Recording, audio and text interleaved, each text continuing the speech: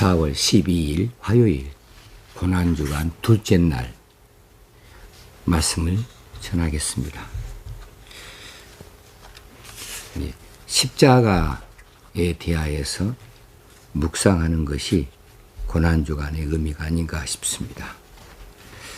또 예수님이 지신 그 십자가를 묵상만 하는 것이 끝나는 것이 아니라 그 십자가의 길을 따르겠다고 다짐을 하고 자신을 돌아보고 실제로 그 일들을 실천하고자 하는 의지를 갖고 특별히 이번의 경우에는 작은 일이지만 한 가지씩 두 가지씩 그 일들을 내 삶의 현장에서 실천해 보고자 하는 이 일들을 고난주간에서 감당했으면 좋겠습니다. 십자가는 인간의 이성으로 이해하기 어려운 하나님의 지혜이자 신령한 역설입니다. 어떻게 하나님의 아들이 이 세상에서 저주의 상징이자 가장 고약한 사형 집행 방법인 십자가형을 받아가지고 죽을 수 있는지 이건 역설이지요. 어떻게 하나님이 거룩하신 하나님이 죄인을 대신해서 죽을 수 있는지 죄값을 자신이 치를 수 있는 것인지 이것이 역설이지요. 그 누구도 이 세상의 그 누구도 마음이 흡족하도록 이 일들을 설명할 사람은 없을 것입니다. 그렇기 때문에 우리에게는 이 십자가의 신비에 대하여서 갈증이 있어야 합니다. 하나님의 비밀인 그 십자가를 더 알고 싶은 배고픔이 있어야 합니다. 십자가에 죽으신 예수님께 좀 더 가까이 다가가기를 원하는 그런 목마름이 있어야 합니다. 정말로 예수님 때문에 구원받았다는 것을 믿는다고 한다면, 정말로 예수님 때문에 내 붉은 죄가 눈같이 희어졌다는 것을 믿는다면, 정말로 예수님 때문에 하나님의 영광스러운 자녀가 되어지고 천국 백성이 되어졌다는 것을 믿는다면 어떻게 십자가를 멀리서 짐작으로만 쳐다볼 수 있겠습니까? 그것으로 만족할 수 있겠습니까? 십자가는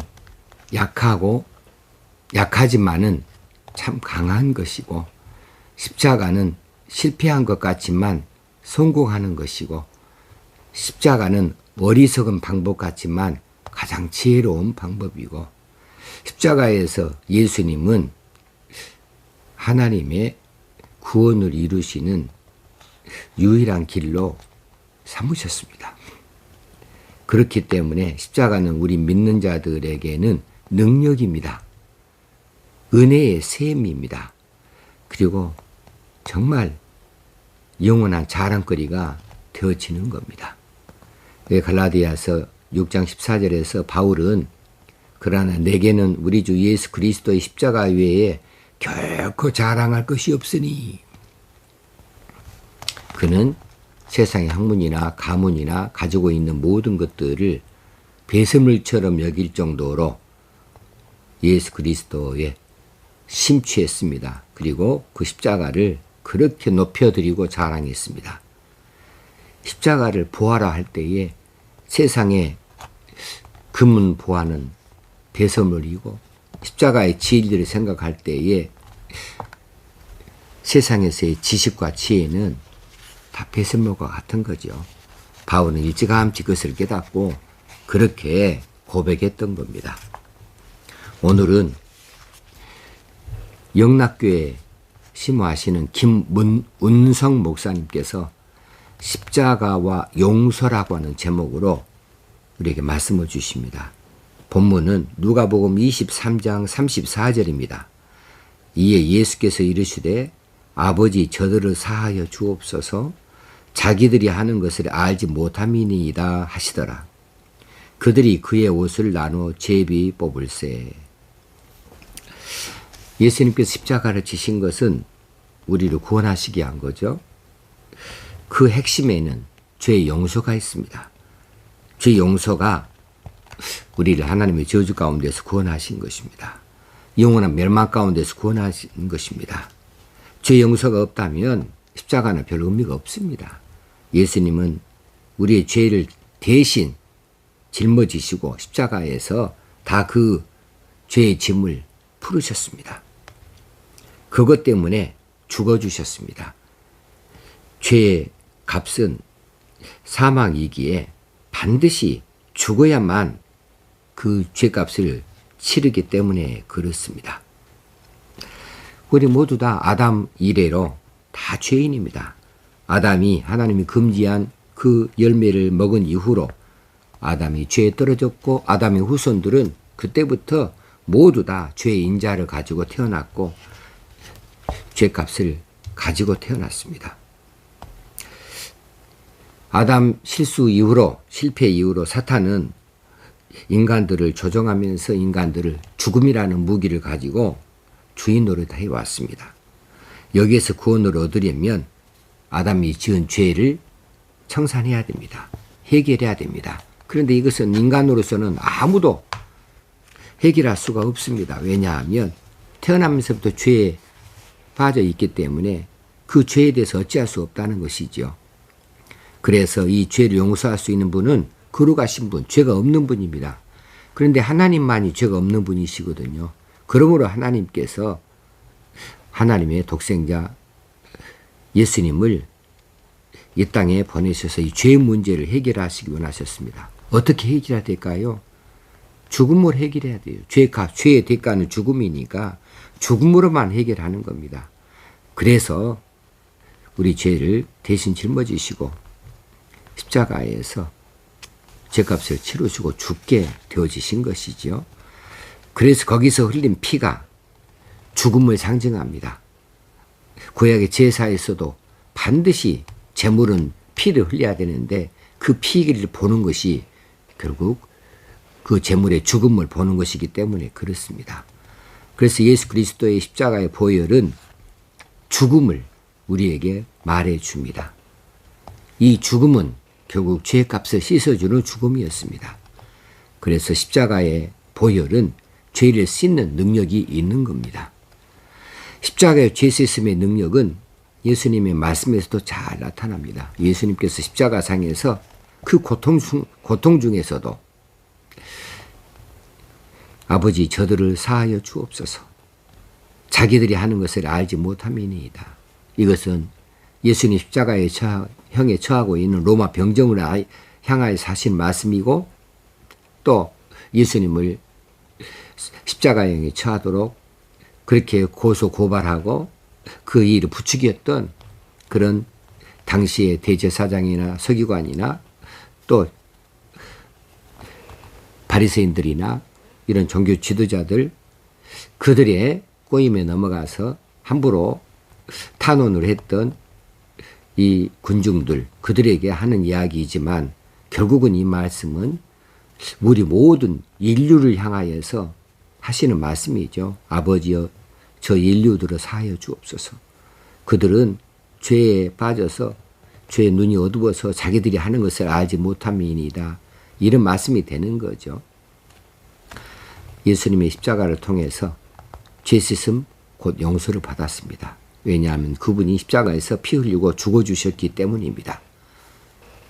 이제 죽음이 우리를 위협하지 못합니다. 우리는 영원한 생명을 얻었기 때문입니다. 이제는 죄 용서받은 우리가 죄 용서할 차례입니다.